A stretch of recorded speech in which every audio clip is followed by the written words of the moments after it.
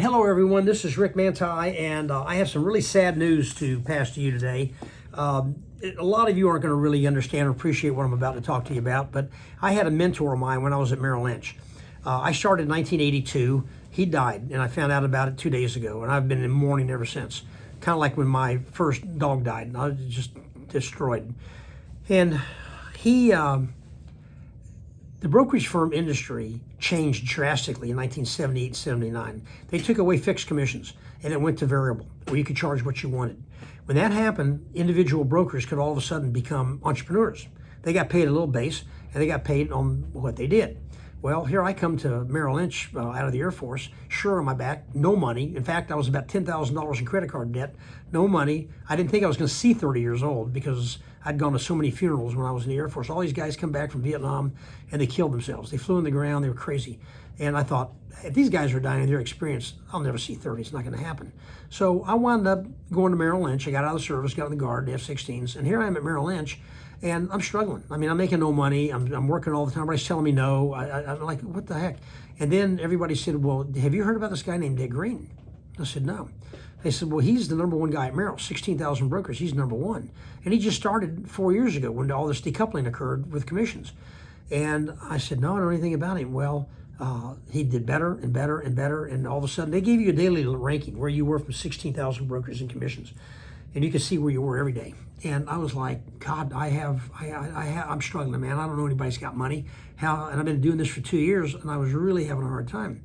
They said, you need to try and find out about him. Well, understand that he was doing $1 million a year in commissions. Nobody in the universe was doing that in 1982. And nobody was working with a team. He developed a team. He was a lot older than me. He was like well over 20 years older than me at the time. But he, like myself, had just started. He was 20 years older than me, but he didn't start his brokerage business till he was in his 40s, and I was in my 20s. Well, as luck would have it, about 3 years into the business, I was about ready to quit and give up and go do something else, be an airline pilot or whatever. I had the occasion to meet him in Rome, and I met him in Rome. Changed my life. And he's like, we were both pilots. He flew F-86s in the Air Force. I flew F-16s and F-4s in the Air Force. He's like, Rick, you can do this. And I mean, he's like Jesus talking to you. People can't understand what it was like to have a superstar to help you. And he did. And he changed my whole life. Well, I got to see him a little bit here. You're on there, starstruck, frankly, with him. And so I felt like, who am I to talk to him? I'm not worthy. Well, I go to Desert Storm, and I get my statement sent to me every day out in the desert. And finally, we got phones. After I've been there for about 6 weeks, we got phones. And so one day I'm calling one of my assistants up to do some trades. I'd sit on my little bunk in my little tent, and I'd come up with trades all day long, and I'd get phones once we had them, and I'd call the office, and we'd go over everything, and that's the way it went. Well, after about a week of that, one of my assistants said, Rick, you're not going to believe who called in for you. And I said, who? And he said, Dick Green. I said, no way. They said, yeah, he's on the line holding. I said, can you connect me? And they said, yeah. So they connected me. Hey, kid. He's from Boston. How you doing? He said, I'm proud of you. He says, you're the only guy at Merrill that's out flying combat missions. He says, and I'm damn proud of you. He says, I was in the Korean War. He says, and I know what you're going through. And he says, when you get back, I want you to come up to the Cape, and I want you to meet me and my wife, and we spend a week with us.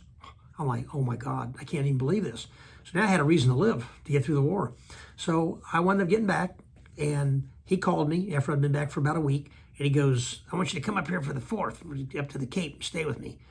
My life changed after that. Went up there, I saw how he did business, and I do it to this day. And I learned so much from him. And he was a tremendous mentor to me during this entire time. Here's what he taught me. Work hard. He said, forget the clock, forget 9 to 5. He says, you're never going to make no money working 9 to 5. He says, if you want to work 9 to 5 and get by, fine, do that. It's a free country, do what you want. He said, I want to make millions. I'm not interested in 9 to 5. He said, the next thing is, he said, treat people with respect. He says, when you start making a lot of money and you're a big shot, you got to dumb it down. You got to say, I'm not a big shot, and do things humbly to keep yourself humble. He says, that's number 2. Number 3, he says, you've got to constantly train all the people around you, constantly. That's why you got to work hard, put in extra hours in. You got to train these people around you to where they can help you when you're gone. And the 4th thing is, he says, don't ever forget, no matter how big you get, your client base is going to die every year if you don't build it back up. He said, people are going to die, they're going to quit, they're going to get mad, they're going to leave, they're going to get sued, they're going to get divorced, they're going to need the money, they got a medical emergency, all these things are going to come along and take money away from you. And you are now going to watch your base drop, therefore your income drops. In order for you to counter all that and make your book get bigger, you got to get new clients every single day. You got to be out there doing it. Don't ever forget that. Well, when I tried to call him on Wednesday, I'd call him every couple of years just to touch base with him, see how he was doing. Just before I called him, I just said, I'm going to see what he's doing, if there's anything on Google. So I looked up on Google and I saw his obituary. I wanted to die, and I still feel that way. I mean, he was such a powerful influence on me to see that. So Dick, RIP, thank you for all the encouragement and all the things you did to help me. God bless you. Till next time, you guys take care of yourself.